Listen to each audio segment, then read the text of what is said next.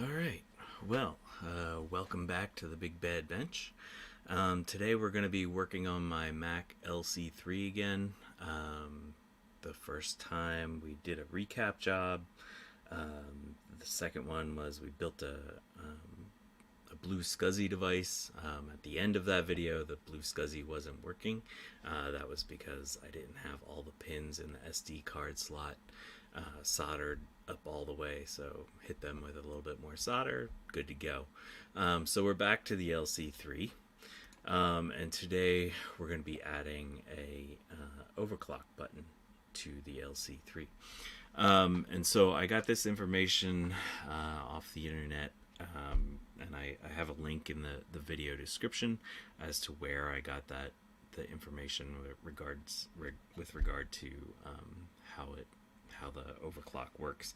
I haven't ever seen anyone try to turn the overclock into a button, so this should be a fun little experiment to see if we can do that. So again, here's my LC3. Got the blue SCSI mounted all up in there. We just need to pop out the motherboard and get started on this overclock.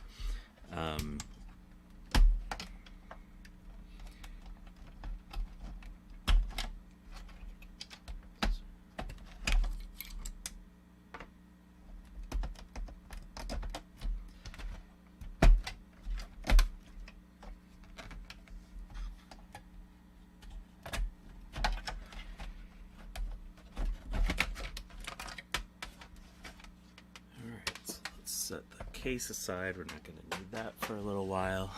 Let's get a little bit closer.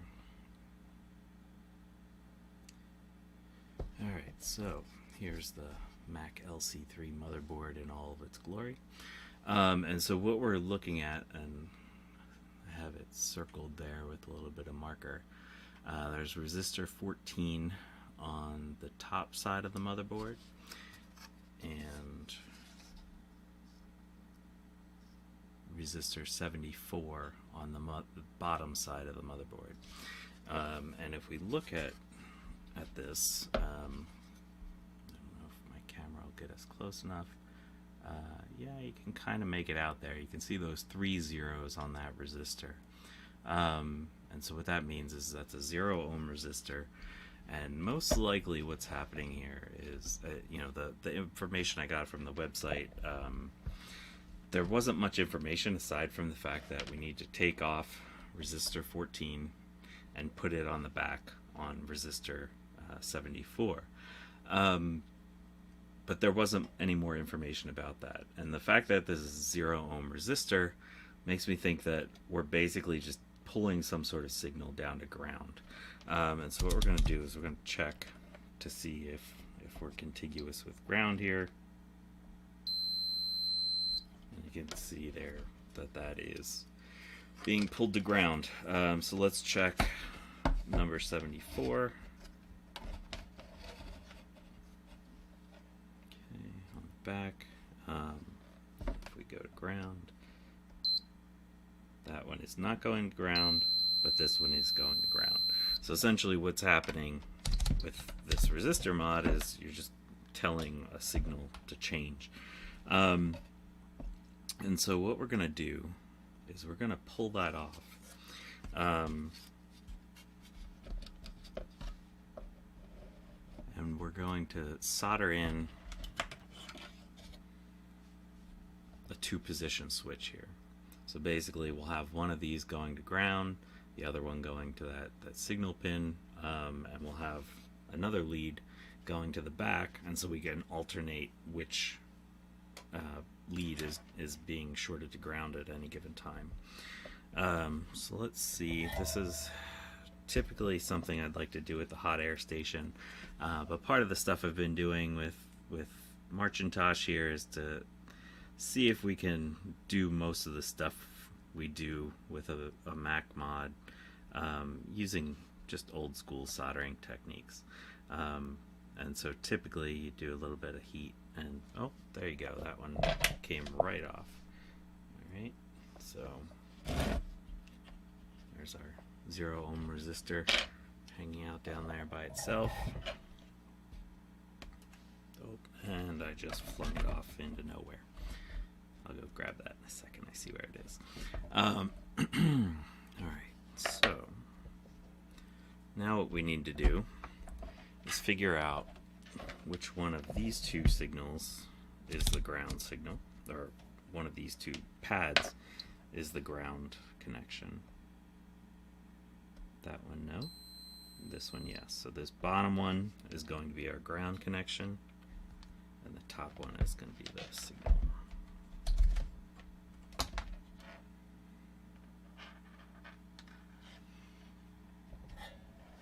I'm going to come in and clean up, add a little bit more solder onto here.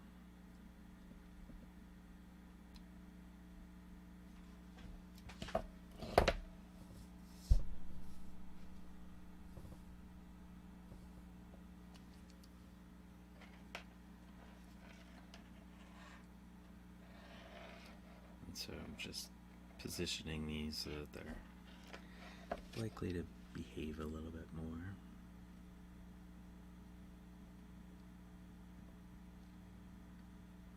Okay, that one should be good to go.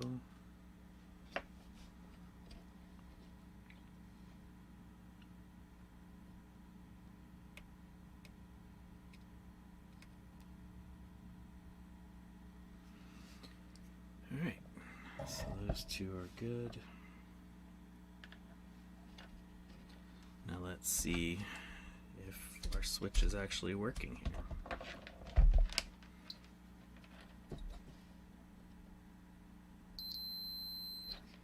Okay, that's shorted.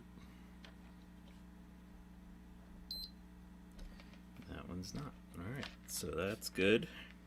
So we're gonna try to be a little gentle with these. I'll probably come back and add a little bit of hot glue or something on here just to help stabilize these wires. Okay. So now we're going to check again which one of these. That one's ground, and that one is the signal. So we're going to add a little bit of solder onto the signal pad.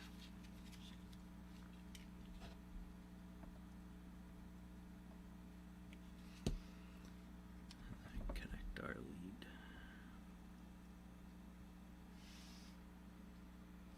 Okay. So theoretically this should not be connected right now.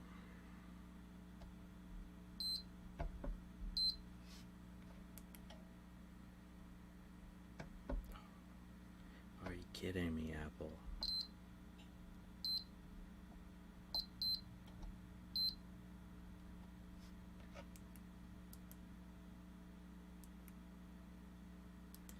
Alright, so we don't have a full-on connection here.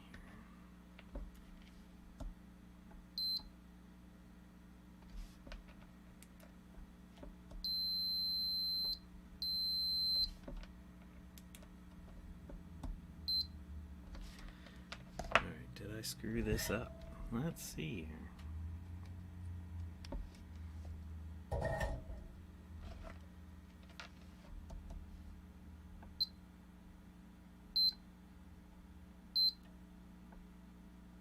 Oh, so it's not what I thought.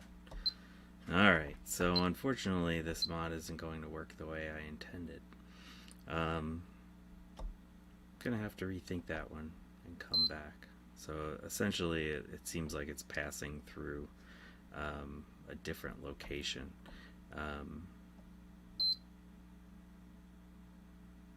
Alright, well, we're still gonna do the overclock mod, even though we're not going to get our fun overclock button out of this particular one. And what I'm going to do is just add a jumper to short those two things. And just like if we had moved that resistor from one location to the next.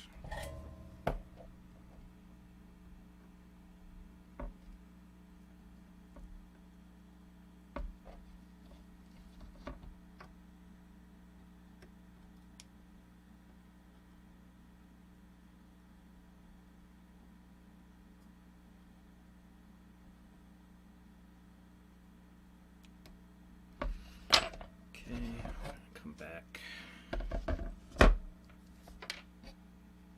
Yeah, let's just pop these off for now.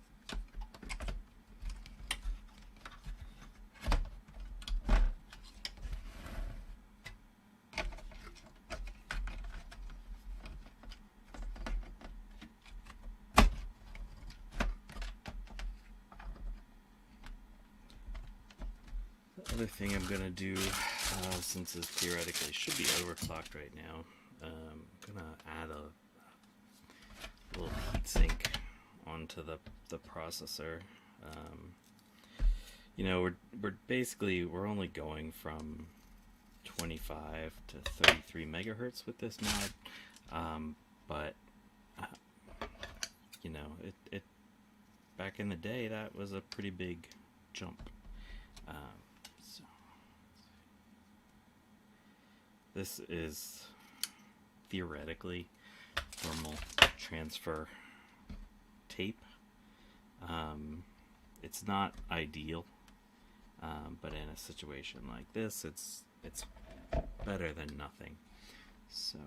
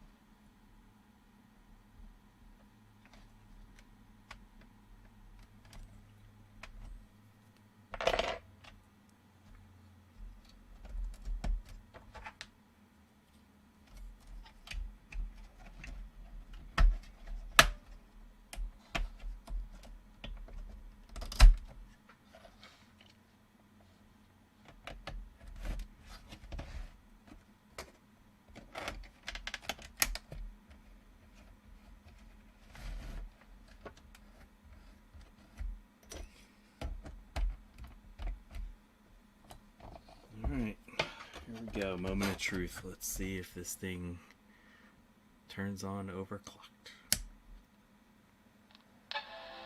We've got bong.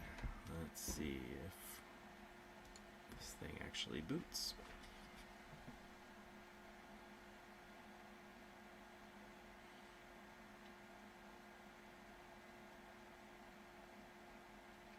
Probably should have taken out the RAM slot. Oh, we got it turning on. We're booting.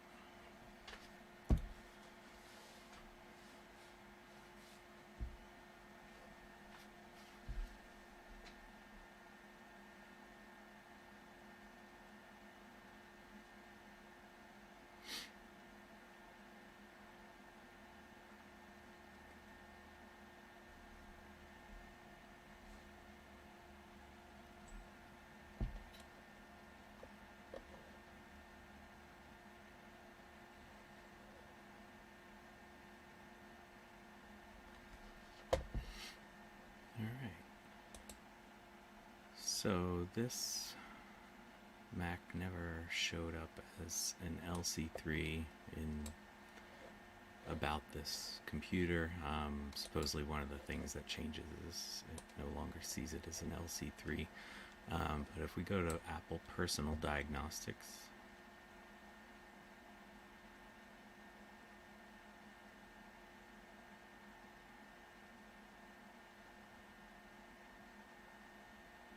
let's go to System Info. Alright, and so this used to be a 6830 at 25 megahertz. Now it's a 6830 at 33 megahertz. And you can see the Apple Personal Diagnostics used to call this an LC3, and now it sees it a Performa 460. So let's just do a little benchmark and see what this looks like.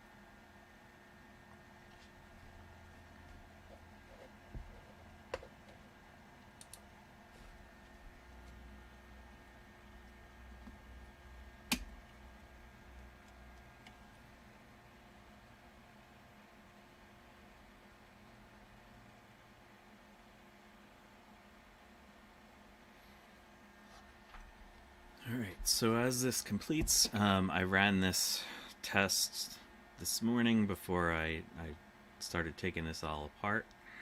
And for the integer tests under math, it used to say 10.36 times faster than a Macintosh Plus. So now we're up to 13.27 times faster. The complex functions were at 12.73, and now we're at 15.02. The floating point used to be 9.39, now we're at 10.98. The hard drive read and write said 0.81 this morning, and now it's up to 1.18, which is kind of interesting. I hadn't anticipated any speed up in the hard drive access. Maybe it's changing the bus speed and increasing the hard drive access. Our CPU speed, our memory speed was 5.66 times faster. Now we're at 6.79. And the processor was at 9.83 times faster, and now we're at 12.95. And the video was at 2.52, and now we're up to 2.96. Alright, so it did increase the speed a little bit, which is, exciting. And for basically a free, easy mod, you can see this was a pretty quick mod that we did on the machine. Let's go back to here. And so this thing, it's not hot. One of the problems with poor thermal conductivity is that you're not sure if it's just insulating that, but I can feel a little bit of warmth here. It's not super hot. So the mod worked. We've now made our 25 megahertz machine a 33 megahertz machine, and that doesn't sound all that impressive, 8 megahertz or so, but that's a 32% increase in the processor speed. And so it's a nice little mod to do on these things if you want some free performance. I do want to go back and check to see if there's a way to rewire this thing. I want to understand the circuitry in there that's determining how the processor speed is being determined. And I would like to install a switch. I do want to do it sort of stealthily. I found a little spot here in the front that basically would be a nice little spot to hide a switch, that little push button switch. And so I want to come back and do that, but I'll have to do a little bit more thinking and figuring out on that. But thanks for stopping by and checking out this little mod that we did on the Mac LC3. Take care, y'all.